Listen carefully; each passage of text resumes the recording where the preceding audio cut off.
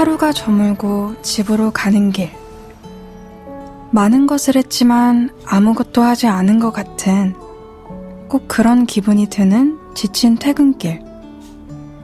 이대로 들어가기엔 조금 아쉬우니까 한 정거장만 먼저 내려 우리 같이 걸어볼까요? 최유리와 함께 퇴근길 한 정거장.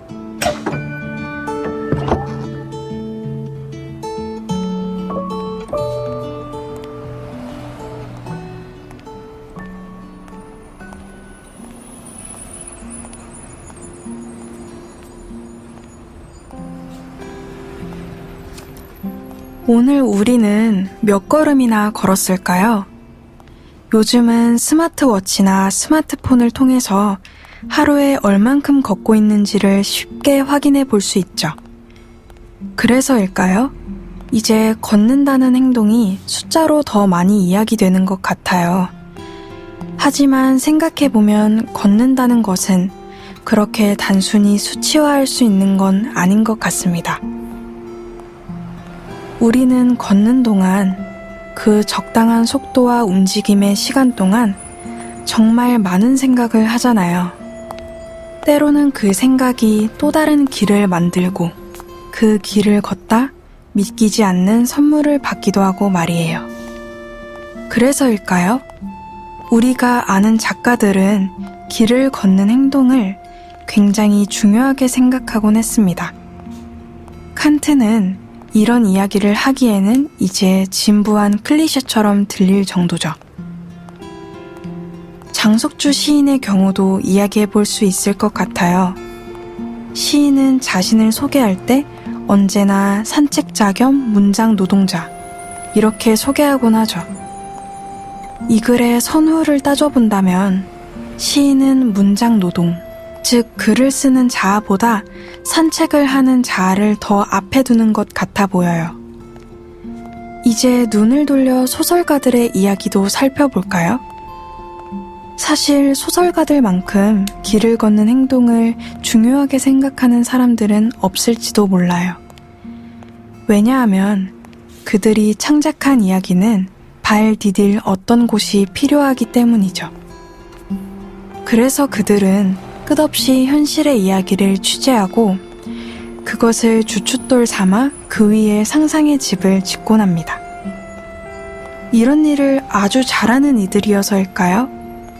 소설가 중에는 현실을 취재하는 저널리스트가 많기도 해요.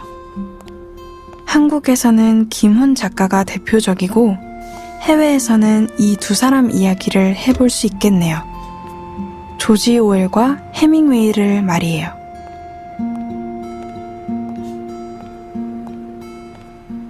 (1984나) 동물농장 같은 소설로 잘 알려진 조지 오웰. 제국의 경찰이었던 그가 작가의 길을 걷기로 결심했던 건 영국의 식민지였던 버마에서의 생활 때문이었다고 해요. 이곳에서 조지 오웰은 제국 경찰의 옷을 입고 버마의 길을 걸었습니다. 그럴 때마다 그는 버마의 사람들을 마주했고 그들의 생활을 고스란히 볼 수 있었죠. 그 모습을 제국의 다른 경찰들도 보지 않은 건 아니었습니다. 그들과 조지 오웰이 달랐던 건 그들은 쓰지 않았고 조지 오웰은 썼다는 것. 이 한 가지 차이밖에 없었죠. 조지 오웰은 생각했어요. 자신이 이 길을 걸으며 마주한 것들. 그것을 단순히 풍경 정도로만 생각한다면 그렇다면 나는 진짜 걷고 있는 것이 맞을까? 그런 걸음이라면 시체의 산책길과 다르지 않은 건 아닐까? 이런 질문을 스스로에게 던진 것이었죠. 이 질문에 조지 오웰은 고개를 저을 수밖에 없었어요. 그래서 그는 쓰기 시작한 것이죠. 자신이 본 모든 것을. 르포든 소설이든 장르는 중요치 않았어요. 이 산책의 길을 적을 수만 있다면 그뿐. 자신이 기록한 산책의 길을 걸을 또 다른 이들에게 다음의 길은 양보한다는 생각으로 첫 길을 내는 데 집중했습니다. 그 덕에 그가 내준 첫 길을 따라 걷던 이들은 그 길에서 또 다른 글을 썼고 그 글은 또 다른 길을, 그 길은 또 다른 글을, 그 글은 또 다른 길을 내며 세상을 바꾸고 있죠. 조지 오웰처럼 스스로 걷고 그 길을 쓰므로 진실을 알리던 이가 또 한 명 더 있습니다. 그의 이름은 해밍웨이. 우리가 너무나 잘 아는 그 이름이죠. 미국에서 태어나 캐나다에서 기자 생활을 시작한 해밍웨이. 그는 평생 자신을 저널리스트라 생각하면서 전 세계를 누비고 직접 본 것만을 쓰는 작가로 살아갔죠. 어쩌면 조지 오웰과 그의 글은 이런 점에서 공통점이 있다고 볼 수 있을 텐데요. 이런 두 사람이 한때 세상에서 가장 뜨거웠던 공간, 스페인 내전이 벌어지던 바르셀로나에서 마주한 것은 우연이 아닐 거예요. 재밌는 것은 해밍웨이의 호텔을 찾아간 오웰을 해밍웨이는 알아보지 못했다는 겁니다. 왜냐하면 조지 오웰이 자신을 에릭 블레어라고 소개했기 때문이죠. 맞아요. 조지 오웰의 본명은 에릭 아서 블레어였습니다. 그동안 조지 오웰을 글로만 만났던 해밍웨이였기에 본명은 낯설었던 것이죠. 어리둥절해하는 해밍웨이의 표정을 보고 조지 오웰은 다시 필명으로 자신을 소개했고 두 사람은 기쁜 마음으로 토론을 하며 스페인 내전의 밤을 보냈다고 합니다.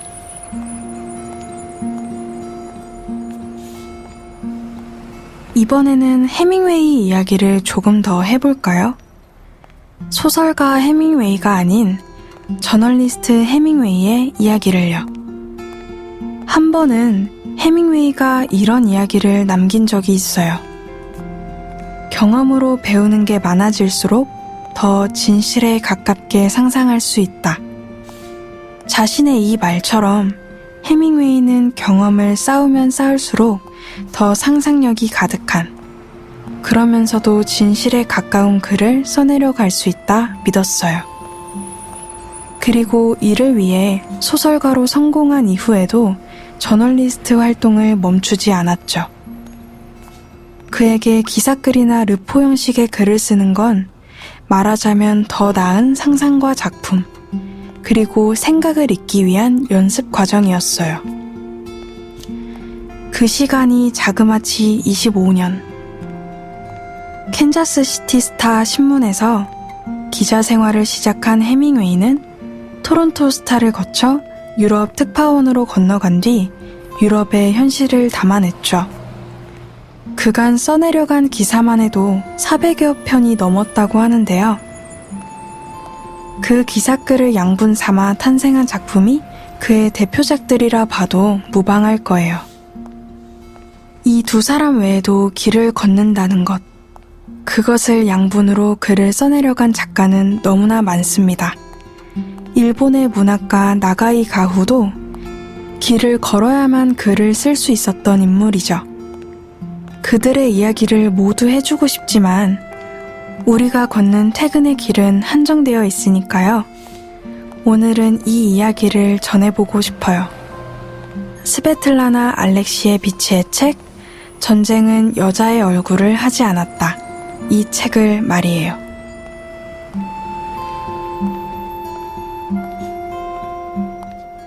스베틀라나 알렉시에비치는 2015년에 노벨 문학상을 받았어요. 그의 수상이 결정되고 많은 의견들이 나왔죠. 가장 이슈가 된 의견은 이것이 과연 문학인가? 라는 것이었습니다.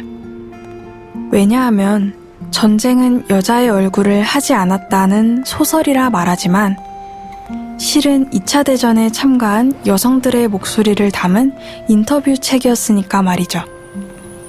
작가는 자신의 작품을 목소리 소설이라 말하곤 했는데요. 그의 말처럼 누군가 길을 걷고 그 길에서 경험한 것을 목소리로 내고 그것을 담아내는 것 자체가 소설의 창작 과정이라 생각했던 거예요. 그렇게 본다면 사실 앞서 이야기한 조지 오웰이나 해밍웨이의 작품도 전쟁은 여자의 얼굴을 하지 않았다와 다르지 않을 거예요. 그럼에도 그의 노벨상 수상 때 수많은 논란이 있었다는 건 상상할 줄 모르는 이들의 생각이 만든 좁다란 길 때문이겠죠. 다시 이 소설 이야기를 더 해보고 싶어요. 이 소설은 앞서 말씀드린 것처럼 2차 세계대전에 참가한 여성들의 목소리를 담고 있습니다. 전쟁에 살아남기 위해 우는 아이의 입을 막아야 했던 어머니의 이야기부터 싸우고 싶어도 싸우지 못한 이들의 이야기, 싸워야 했기에 받아야 했던 상처들, 그리고 전쟁 속에서도 하얀 붕대를 가지고 드레스를 만들었던 순수한 이야기까지. 지금껏 기록되지 않았던 이들의 이야기가 이 책에는 가득 담겨져 있습니다. 그들의 이야기를 담기 위해 작가는 러시아와 유럽의 골목 곳곳을 돌아다니며 한때는 전쟁터였던 그곳을 거닌 이들을 만났습니다. 그런 작가의 부지런한 걸음 덕에 우리는 자칫 잊혀질 뻔한 기록되지 않은 수많은 이야기를 건져낼 수 있었는데요. 그런 의미에서 본다면 걸어야만 할 수 있는 이야기가 분명 있는 것 같습니다.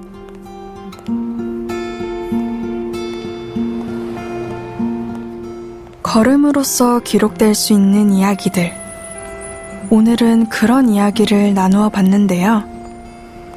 당신이 거닌 오늘의 퇴근길도 어떤 새로운 이야기의 시작이 될 수 있으면 좋겠어요. 그러니 이제 집에 들어가면 맛있는 저녁을 먹고 따뜻한 물로 샤워를 하고 또 잠시 멍한 시간을 보내세요. 그리고 잠들기 전 10분 정도만 당신의 이야기를 적어보세요. 일기장도 좋고 스마트폰의 메모장도 좋습니다. 아니면 침대에 누우면 보이는 천장을 노트 삼아 써내려가도 좋겠죠. 그것도 아니라면 아시죠? 퇴근길 한 정거장의 인스타그램 WORK_WALK_HOME 에 댓글이나 메시지를 남겨주세요. 그럼 저는 당신의 새로운 이야기를 기다리며 퇴근길 동행을 마무리해볼게요. 다시 함께 걷게 될 그때까지 잘 지내요, 우리.